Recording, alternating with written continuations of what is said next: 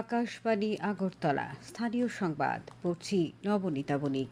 এখনকার বিশেষ বিশেষ খবর হলো এডিসির ভিলেজ কমিটি নির্বাচনের জন্য ভোট কেন্দ্রের খসড়া তালিকা প্রকাশ আগামীকাল। প্রধানমন্ত্রী নরেন্দ্র মোদী পরিবেশগত দায়িত্ব, যুব ক্ষমতায়ন এবং আর্থিক সুস্থতার মাধ্যমে একটি উন্নত ভারত গড়ার জন্য সম্মিলিত প্রচেষ্টার আহ্বান জানিয়েছেন। রাজ্যপাল ইন্দ্রসেনা রেড্ডি নাল্লু বলেছেন, রঙ্গালী বিহু উৎসব ত্রিপুরা ও আসামের মধ্যে সৌভ্রাতৃত্বকে আরও মজবুত করবে। সোমনাথ মন্দির পুনর্নির্মাণের ৭৫তম বার্ষিকী উপলক্ষে সোমনাথ অমৃত পর্ব উদযাপন আগামীকাল। আসামের বিরুদ্ধে দৃষ্টিহীনদের ৩ ম্যাচের ক্রিকেট সিরিজ দখল করল ত্রিপুরা। এবারে বিস্তারিত খবর। রাজ্য নির্বাচন কমিশন জেলা পরিষদ অর্থাৎ এডিসির ভিলেজ কমিটি নির্বাচনের জন্য প্রস্তুতি শুরু করেছে। কমিশন আগামীকাল ভোট কেন্দ্রের খসড়া তালিকা প্রকাশ করবে। আগামীকাল থেকেই ভোট কেন্দ্রের খসড়া তালিকার উপর দাবি ও আপত্তি গ্রহণের কাজ শুরু হবে। তা চলবে আগামী 15ই মে পর্যন্ত। দাবি ও আপত্তি নিষ্পত্তির কাজ শেষ হবে আগামী 16ই মে। ভিলেজ কমিটিগুলির ভোট কেন্দ্রের চূড়ান্ত তালিকা প্রকাশ করা হবে আগামী 18ই মে। প্রধানমন্ত্রী নরেন্দ্র মোদী পরিবেশগত দায়িত্ব, যুব ক্ষমতায়ন এবং আর্থিক সুস্থতার মাধ্যমে একটি উন্নত ভারত গড়ার জন্য সম্মিলিত প্রচেষ্টার আহ্বান জানিয়েছেন। আজ সকালে বেঙ্গালুরুতে আর্ট অফ লিভিং এর ৪৫তম বার্ষিকী উদযাপন অনুষ্ঠানে বক্তব্য রাখতে গিয়ে তিনি এই আহ্বান জানান। তিনি আর্ট অফ লিভিং ইন্টারন্যাশনাল সেন্টারের নবনির্মিত ধ্যান মন্দিরেরও উদ্বোধন করেন। প্রধানমন্ত্রীর সেবা, আধ্যাত্মিকতা এবং সামাজিক রূপান্তরে আর্ট অফ লিভিং ফাউন্ডেশনের ভূমিকার প্রশংসা করেন। তিনি বলেন, দেশ এখন মিশন লাইফের উপরও গুরুত্ব দিচ্ছে। এটি আরও বেশি দায়িত্ব ও সচেতনতার সঙ্গে জীবনযাপনের একটি প্রাণবন্ত প্রচারাভিযান। এটি প্রকৃতির সঙ্গে সামঞ্জস্য রেখে চলা একটি জীবনধারা গ্রহণের পক্ষে সমর্থন জানায়। মিশন লাইফে অর্থে আর্ট অফ লিভিং এর একটি প্রকাশিত রূপ। सेवा परमो धर्म है। ये हमारे समाज का स्वाभाविक चरित्र है। पीढ़ी दर पीढ़ी ये संस्कार सरिता हम सबको संस्कारित करती है, प्रेरित करती है, ऊर्जावान बनाती है। भारत के अनेक आध्यात्मिक आंदोलनों ने अंततः स्वयं को मानव सेवा के माध्यम से ही अभिव्यक्त किया है। मुझे खुशी है कि आर्ट ऑफ लिविंग के हर प्रयास में सेवा की इसी भावना का प्रतिबिंब नजर आता है। প্রধানমন্ত্রী নরেন্দ্র মোদী আজ তেলেঙ্গানায় প্রায় ৯,৪০০ কোটি টাকার একাধিক পরিকাঠামো ও শিল্প প্রকল্পের উদ্বোধন ও ভিত্তিপ্রস্তর স্থাপন করেছেন।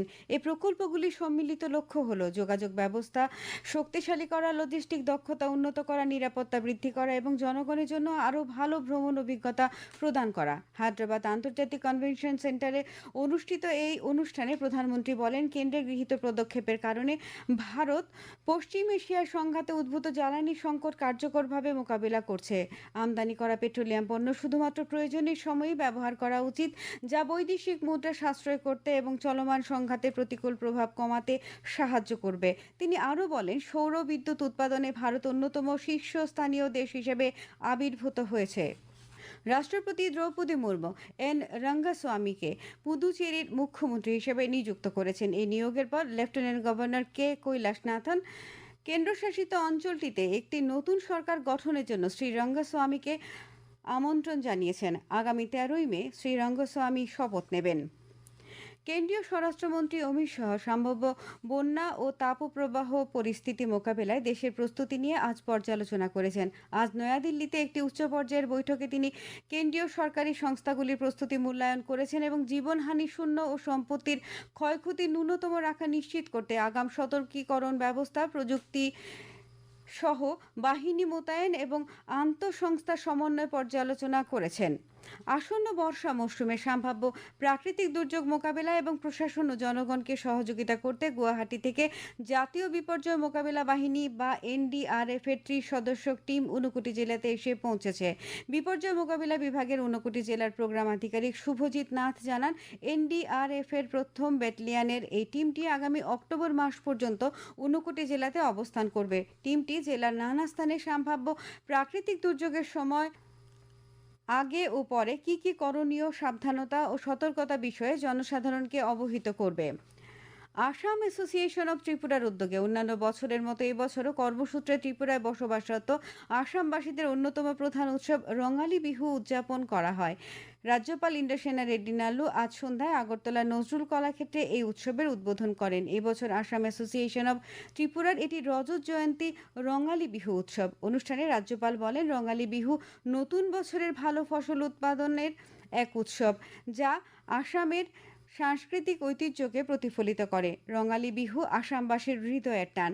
আসাম অ্যাসোসিয়েশন এই উৎসব ত্রিপুরা ও আসামের মধ্যে সৌভ্রাতৃত্বকে আরও মজবুত করবে বলে অভিমত প্রকাশ করেন তিনি। অনুষ্ঠানে ভাষণ দেন ত্রিপুরা মহিলা কমিশনের চেয়ারপারসন ঝর্ণা দেববর্মা, ত্রিপুরায় আসাম অ্যাসোসিয়েশনের সভাপতি পুলিন চেংমাই, সংস্থার প্রাক্তন সম্পাদক প্রিয়াংশু রানা বটঠাকুর প্রমুখ। এই খবর শুনছেন আকাশবাণীর আগরতলা কেন্দ্র থেকে। সোমনাথ মন্দির পুনর্নির্মাণের ৭৫তম বার্ষিকী উপলক্ষে আগামীকাল সোমনাথ অমৃত পর্ব উদযাপিত হবে। প্রধানমন্ত্রী নরেন্দ্র মোদী সোমনাথ অমৃত পর্বে অংশগ্রহণ করবেন। তিনি আগামীকাল ত্রিবেণী হেলিপ্যাড থেকে বীর হামিরাজি গোহিলের মূর্তি পর্যন্ত ১ কিলোমিটার দীর্ঘ মেগা রোড শোতে নেতৃত্ব দেবেন। এই সফরকালে প্রধানমন্ত্রী সোমনাথ মন্দিরে কুম্ভাভিষেক, ধ্বজপূজা ও মহাপূজা সম্পন্ন করবেন। আধ্যাত্মিক অনুষ্ঠানগুলির পর প্রধানমন্ত্রী সদ্ভাবনা ময়দানে এক বিশাল জনসমাবেশে ভাষণ দেবেন। সহস্র বছরের ইতিহাস, আঘাত, তীর্ণতা আর পুনর্জাগরণের এক অনন্ত প্রতীক সোমনাথ। গুজরাটের প্রভাস পট্টনে অবস্থিত এই পবিত্র জ্যোতির্লিঙ্গ শুধু একটি মন্দির নয়, এটা ভারতীয় সভ্যতার আত্মার প্রতিচ্ছবি। একটি প্রতিবেদন। বারবার ধ্বংস হয়েছে, কিন্তু কখনো হারিয়ে যায়নি সোমনাথের চেতনা।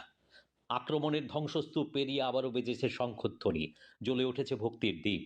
ইতিহাস সাক্ষী, বিশ্বাসকে পরাজিত করা যায় না। স্বাধীনতার পর সর্দার বল্লভভাই প্যাটেলের দৃঢ় সংকল্পে নতুন করে পুনর্নির্মিত হয়েছে সোমনাথ। ১৯৫১ সালে রাষ্ট্রপতি ডক্টর রাজেন্দ্র প্রসাদের উপস্থিতিতে পুনরায় উন্মুক্ত হয় এই ঐতিহাসিক তীর্থক্ষেত্র। সেই মুহূর্ত ছিল জাতীয় আত্মমর্যাদার পুনর্জাগরণ।